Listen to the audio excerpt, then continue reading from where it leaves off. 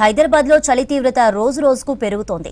చల్లగాళ్లతో కూడిన వాతావరణంతో ఉండడంతో ఉదయం పూట బయటకు రావాలంటేనే జంకుతున్నారు జనం. సిటీ శివారు ప్రాంతాల్లో కనిష్ట ఉష్ణోగ్రతలు రికార్డ్ అవుతున్నాయి. పిల్లలు, వృద్ధులు జాగ్రత్తలు తీసుకోవాలని సూచిస్తున్నారు డాక్టర్స్. మరోవైపు దట్టమైన పొగమంచు కమ్ముకోవడంతో వాహనదారులు తీవ్ర ఇబ్బంది పడుతున్నారు. చలి తీవ్రతపై మరింత సమాచారాన్ని అనిల్ అందిస్తారు. నగరంలో చలి తీవ్రత రోజు రోజుకు పెరిగిపోతుంది. ఎక్కడ చూసినా కూడా అత్యల్ప ఉష్ణోగ్రతలు నమోదవుతున్న సిచ్యువేషన్. ఇటు రాష్ట్ర వ్యాప్తంగా, నగర వ్యాప్తంగా కూడా కనిష్ట ఉష్ణోగ్రతలు నమోదవుతుండటంతో ప్రజలు బయటికి రావాలంటేనే భయపడుతున్న పరిస్థితి. ఇటు చలిగాలితో కూడిన వాతావరణం, చలి తీవ్రతతో కూడిన వాతావరణం, పొగమంచుతో కూడిన వాతావరణం ఉండడంతో ప్రజలు బయటికి రావాలంటేనే ఆలోచిస్తున్నారని చెప్పాలి.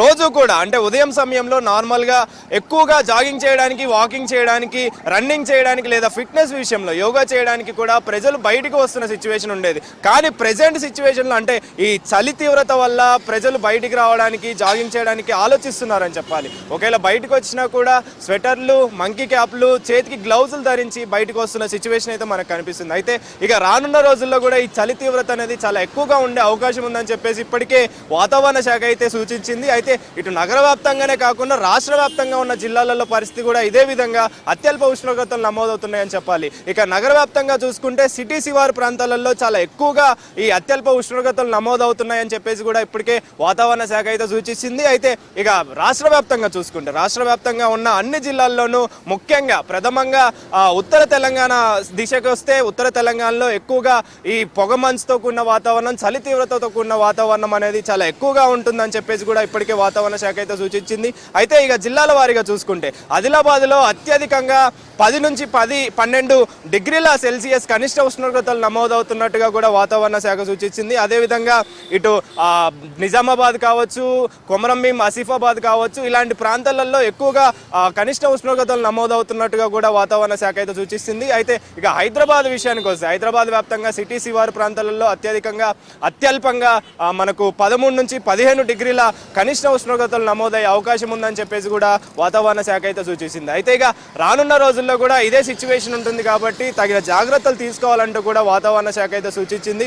ఇటు రాష్ట్ర వ్యాప్తంగా కూడా అత్యల్ప ఉష్ణోగ్రతలు నమోదవుతున్నాయి కాబట్టి తగిన జాగ్రత్తలు కూడా అక్కడ తీసుకోవాలని చెప్పేసి కూడా వాతావరణ శాఖ అయితే సూచిస్తుంది. అయితే ఇక ఉదయం సమయంలో బయటకు వచ్చే సిచ్యువేషన్ ఉన్నప్పుడు స్వెటర్లు ధరించి, మంకీ క్యాపులు ధరించి, చేతికి గ్లౌజులు ధరించి రావాలంటూ కూడా ఇటు వాతావరణ శాఖ అయితే సూచిస్తుంది. అయితే ఇక వైద్య నిపుణుల విషయానికి వస్తే అంటే అనారోగ్య సమస్యలు అనేవి ఈ చలికాలంలో ఎక్కువగా ఉంటాయి కాబట్టి అంటే దగ్గుతో కూడిన వ్యాధులు కావచ్చు, అంటే ఈ చలి సంబంధించి జ్వరం, దగ్గు, జలుబు లాంటివి చాలా ఎక్కువగా ఉంటాయి కాబట్టి దీని నుంచి జాగ్రత్తలు తీసుకోవాలని చెప్పేసి కూడా వైద్య నిపుణులు అయితే సూచిస్తున్నారు. అంటే ఉదయం సమయంలో హాట్ వాటర్ తీసుకోవాలి. మరియు ఆహార పదార్థాల విషయానికి వస్తే బాడీని హీట్ ప్రొడ్యూస్ చేసే విధంగా అంటే బాడీలో హీట్ ప్రొడ్యూస్ చేసే విధంగా తగిన జాగ్రత్తలు ఆహార పదార్థాలు తీసుకోవాలంటూ చెప్పేసి వైద్య నిపుణులు అయితే చెప్తున్న సిచ్యువేషన్ అయితే ఉంది. అయితే చిన్న పిల్లల విషయానికి వస్తే తగిన జాగ్రత్తలు తీసుకోవాలంటూ కూడా ఇక వృద్ధుల విషయానికి అదేవిధంగా శ్వాసకోశ ఇబ్బందులు పడుతున్న వాళ్ళు కూడా తగిన జాగ్రత్తలు తీసుకోవాలంటూ కూడా